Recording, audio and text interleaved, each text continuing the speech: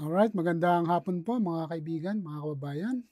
At, siyempre 'no, marami na namang mga kaganapan 'no, sa ating bayan, sa mundo ng politika sa ngayon 'no. At, siyempre, dalawang paksyon 'no, ang patuloy na may iringan diyan.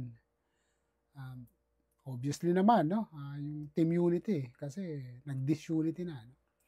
And of course, yung medyo pinakamaingay diyan is yung, ah sa tingin nila 'no, sa pakiramdam nila ay naargabyado sila 'no, sapagkat yung pinaka-leader nila ay nasa The Hague na 'no, at, naghihintay ng confirmation of charges sa September 23.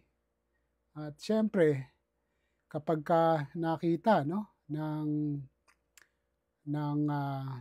mga judges na dapat na ituloy 'no, yung trial, magpapatuloy 'yan, okey? Hanggang sa mahatulan kung, um, guilty nga ba o hindi. Pero matagal-tagal 'yan 'no, at sa edad ngayon ng pinaka-leader nila, of course medyo mabigat 'yan 'no, mabigat na challenge 'yan. But anyway, malapit-lapit na yung halalan, sa Mayo 'no, first Monday of May, okey? Yan na yung eleksyon, national and local election 'no, mga senador, mga kongresista, mga local leaders kagaya ng gobernador, mayor at, mga konsehal 'no, mga board members. Well, sa ibang bansa 'no, katulad dito sa Japan, actually nag-umpisa na ngayong araw 'no, yung online voting. And of course, I grabbed this, special opportunity already ngayon at, nakaboto na ako 'no, and actually I chose, 6 of those candidates 'no, hindi ko pinuno lahat. Kasi, para nang sa gano'n 'no, may bentahe 'no, yung mga binoto natin. And of course, obvious naman kung sino-sino yung binoto natin, hindi galing doon sa dalawang magkalaban na paksyon 'no. Um, 6 sila 'no, may dinagdag lang akong 3 doon sa 3 na of course sinusuportahan ng kakamping, okey.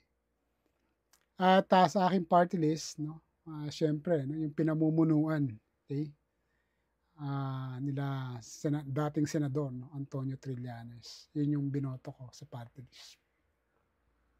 Well, unfortunately dito sa online voting, overseas 'no, wala namang local 'no, national lang talaga. So, I just voted for, senators and party list. And hopefully 'no, yung 6 na binoto ko o maski na 3 lang dun, kasi yung isa ron magaling sa auditing 'no, at yung isa naman talagang palaban, okey. At, yung isa naman maraming nagawang batas, okey. Lalong-lalo na yung free tertiary education. At yung isa ano, talagang nagsusulong para sa, murang bilihin 'no, na of course kailangan natin, okey.